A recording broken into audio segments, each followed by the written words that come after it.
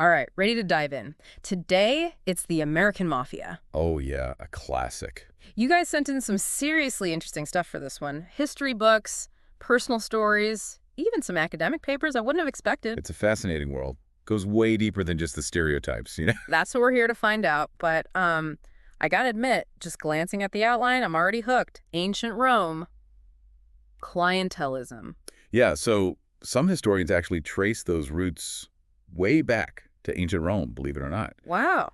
During Emperor Augustus's reign, there was this thing called clientelism. Clientelism. Basically, power and protection weren't just about laws, but personal connections, favors, loyalty, that kind of thing. It's like a shadow network running alongside the official government. You got it. Not always illegal, but definitely blurred the lines. People relied on these networks for business deals, security, all sorts of stuff. I see where this is going.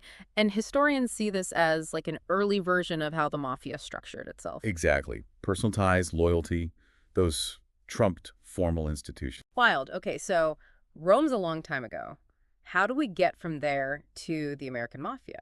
Fast forward to 19th century Italy, specifically the South. Just imagine crushing poverty, barely any help from the government. Tough times. People were desperate. And that's where these organized groups, often called mafia, came in. They offer protection, settle disputes, even help with basic needs. Filling in the gaps, I guess. Right, all in exchange for, well, loyalty. They became part of the fabric of society. Makes sense. But then millions of Italians immigrate to America, late 19th, early 20th century. Right, and they brought these social structures with them, ingrained. The Italian connection. But America wasn't exactly paradise for those immigrants either. No, not at all. Think about arriving in New York, Chicago, huge cities, different languages, cutthroat competition. Vulnerable, easy targets. Exactly. That's where the mafia saw their chance. They offered community, protection from rival gangs, a way to make money. Even if it meant breaking the law. Of course. So yeah, criminals, sure, but also fulfilling a need. Complex role. Definitely. But when did things really blow up? When did they become the mafia we see in movies? That's where Prohibition comes in. 1920, America basically outlaws alcohol. Huge change. The massive black market pops up overnight, ripe for the taking. Fortunes were made. Guys like Al Capone, Lucky Luciano, they become infamous. Capone, yeah, everyone knows that name. But wasn't there something ironic about how he finally went down? Oh, absolutely. All that violence, racketeering. What got him was tax evasion. No kidding. Couldn't escape the IRS, huh? So, we have Capone, the brute force, but you said Luciano was different, a strategist. Who was a visionary almost. Yeah. Realized all the infighting between gangs was hurting them. Too much risk, not enough profit. Smart. His solution, organization. Turn rivals into partners. Wow, bold move.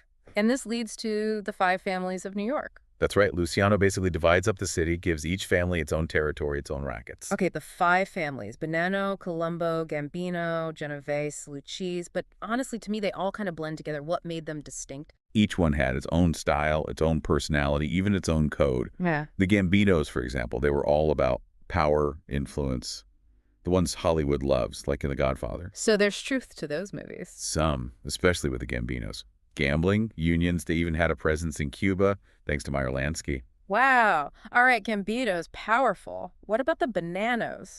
The Bonannos. Known for their brutality. They were the first to get kicked out of the commission, the mafia's governing body, back in the 60s, broke the code of silence. Omerta. Right. Yeah. But they made a comeback in the 2000s, showed that even in the mafia, you're never truly out.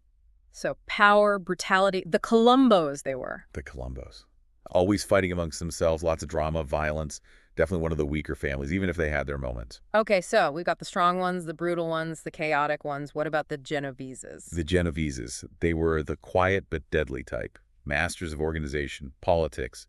They flew under the radar but were incredibly effective. Think long-term strategy. The puppet masters, huh? All right, that leaves the Lucavises. What were they known for? Ironically, they started as the most peaceful.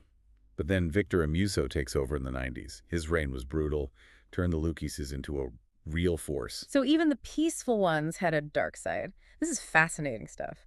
From ancient Rome to New York, we see how they formed, how they gained power. But 5 families, a commission. That sounds very structured for criminals. How'd they keep it from falling apart? That's where the commission comes in. Luciano's idea. Bring order to the chaos. Like their own government.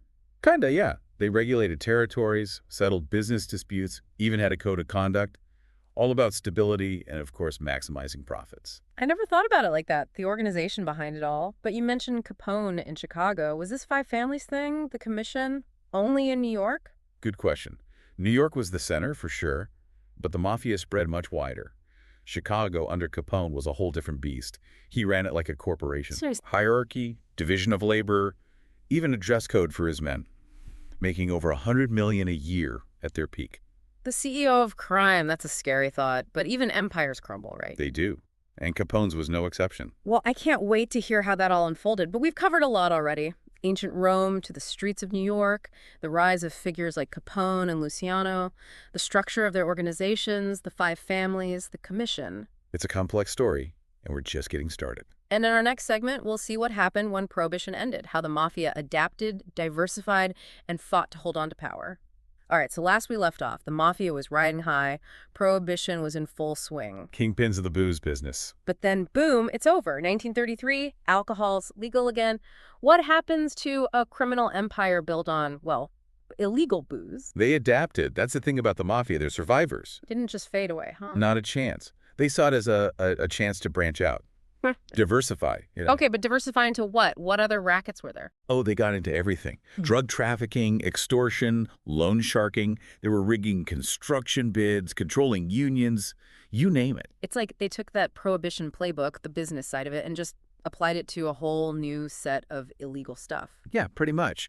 Take labor racketeering, for example. They infiltrated unions, manipulating contracts, skimming money, even using violence to scare workers, control entire industries. It's construction, trucking, all that. Exactly. They saw it all as cash cows, ripe for the taking, and they weren't afraid to use force. It's kind of chilling how deeply they got into the legitimate economy, but surely there was pushback, right? The government wasn't just letting this happen. Oh, there were crackdowns, definitely.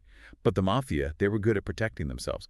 Bribes, intimidation, finding loopholes in the law. And I bet they got smarter, less flashy, less violent, kept a lower profile. Yeah, less gangster and more businessman. But in a way, that made them even more dangerous. Sneaking in under the radar.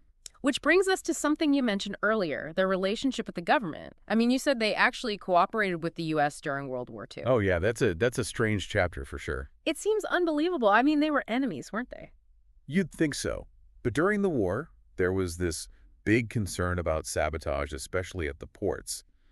The government needed to keep things secure. So they turned to the very criminals they were trying to bust. Desperate times, I guess. Yeah. The mafia had the manpower, the control over the docks, the willingness to do what needed to be done, let's say. And what did the mafia get out of this? Well, lighter sentences, early release from prison for some. It's thought that Lucky Luciano, even though he was locked up at the time, he was a key player in making this happen. Wow. So the government making deals with the devil, basically, just to win the war. It shows you how complicated things can get. It wasn't just World War II. There's evidence of similar stuff during the Cold War, too, like trying to mess with Castro in Cuba. The mafia involved in international stuff. Seriously. It adds another layer to the whole story, right? The lines between the underworld and the legitimate world, they get pretty blurry sometimes. Okay, so we've got the mafia adapting after Prohibition, diversifying, even working with the government. But what about internally? Did that whole Five Families Commission setup stay the same?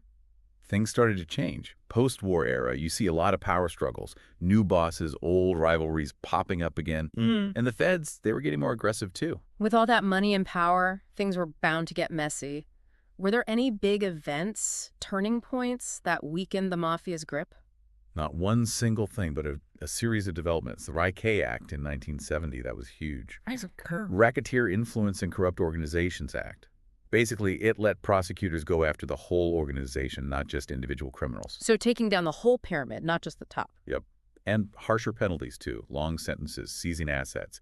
It became much riskier to be a part of the mafia. The risk-reward balance shifted, but I doubt they just gave up, right? Of course not. They fought back, adapted, tried to stay under the radar. But RI2, plus the increased pressure, it made it way harder to maintain control. And what about informants? You know, the ratting we always see in movies and stuff. Did that play a big role? Absolutely. As the heat turned up, more and more mafia guys started cooperating with the authorities. Some out of fear, some to get lighter sentences. But whatever the reason, their testimony was invaluable. Gave the feds insight into how things worked, helped build stronger cases. Must have been tough breaking that code of silence. Omerta, right? It was a huge risk. A lot of those guys ended up living in hiding, witness protection, for the rest of their lives. But they helped bring the mafia down a peg, no doubt. Shattered that aura of invincibility they'd built up. So it wasn't just the laws, the cops, it was also people from within, having the courage to speak up. It reminds you that even the most powerful organizations, they can be vulnerable. When people are willing to speak truth to power, things can change. Powerful stuff. This whole deep dive has been amazing. We think we know the mafia from movies, but the reality is so much more layered, I guess. And we're not done yet. We still need to look at how they're portrayed in pop culture, what their legacy means today. But maybe that's a conversation for our next segment. All right, you've definitely got me hooked. But before we move on, let's recap. We saw how the mafia didn't just disappear after Prohibition. They adapted, got into all sorts of new, more insidious rackets. They tried to infiltrate businesses, corrupt officials, stay ahead of the game. And we saw how law enforcement started to catch up. New laws like ARCO, informants breaking the code of silence, it all started to chip away at their power. It's a story of resilience, adaptation, and ultimately the struggle between power and accountability. I can't wait to see where we go next. Yeah. So we've gone through this whole rise and fall, or at least a fall from grace of the American Mafia. Right. But it strikes me it's not just history books, right? Their story, it's everywhere. Movies, TV, even video games. Yeah, you're right. For better or worse, they've captured the public's imagination for decades now. Why do you think that is? What makes them so compelling story-wise? Well, there's the obvious, right? That glimpse into a forbidden world. Power, wealth, violence, the secret codes. It's all very alluring. Dangerous, glamorous. Mm-hmm. And then there's that whole code of honor thing. Omerta, the loyalty, even though we know it's often a facade. Yeah, it's almost like we romanticize it, even though it's a criminal enterprise. Exactly. You get these almost Shakespearean figures, tragic heroes, cunning strategists, ruthless killers, like The Godfather, practically a modern epic. Family drama, betrayal, moral ambiguity. I get it. Hard not to get swept up in those stories. But doesn't that risk glamorizing something that's ultimately destructive? Oh, for sure. It's a valid concern. We can't forget the real world consequences, The family's destroyed, the business is crippled, the lives lost. That's the real legacy of the mafia. Yeah. Behind all the captivating stories, the slick suits, the smoky back rooms, there's a real darkness there. Absolutely. And that darkness has real implications even today. Which brings us to now. Where does the mafia stand today? Are they a relic of the past or still a force to be reckoned with? It's the big question, isn't it? Is They've it? been weakened, that's for sure. RACO, informants, the whole world's changing. But they haven't vanished completely. No, not at all. They've gotten more sophisticated. Less violence, more white-collar stuff. Money laundering, cybercrime. Operating in the shadows of globalization. They've adapted like any successful business, except their business is, illegal. And that's what makes them so dangerous, right? They just keep Yet evolving. they're around for centuries in one form or another. They're not going anywhere. So why should we care? Why does the history of the mafia matter in the 21st century? It's not just a good story. Understanding how they evolved, it helps us recognize the warning signs, how organized crime adapts, the weaknesses they exploit. Like studying a virus. Right. To fight it, you got to know how it works. And it's not just about cops and laws either. It's about awareness, education. Making sure people don't just look the other way. The mafia thrived on corruption, on people turning a blind eye. We got to be vigilant. Speak up, hold people accountable. Exactly. It's a fight we all share, in a way. This deep dive has been incredible. From ancient Rome to today, hidden connections, power, corruption. Quite a journey. So as we wrap up this whole deep dive, what's the takeaway? What should we be thinking about? I think the big lesson is that this fight against organized crime, it never really ends. It takes vigilance, understanding, and a commitment to justice. And that even though the mafia might not be as in your face as they once were, their story shows us that power corrupts. That the allure of easy money, of those illicit markets, it can lead us down a very dangerous path. Yeah, a path we got to make sure we avoid. We all have a role to play in making sure organizations like the mafia can't flourish. A world where transparency, accountability, the rule of law, those are the things that win out. Well said. Well, I think that about wraps up our deep dive into the American Mafia. Their history, how they evolved, their impact, their legacy. Fascinating stuff. Hopefully our listeners got a better sense of who they were, who they are. As always, there's more to learn, more to uncover, more to think about, so keep exploring, keep asking questions.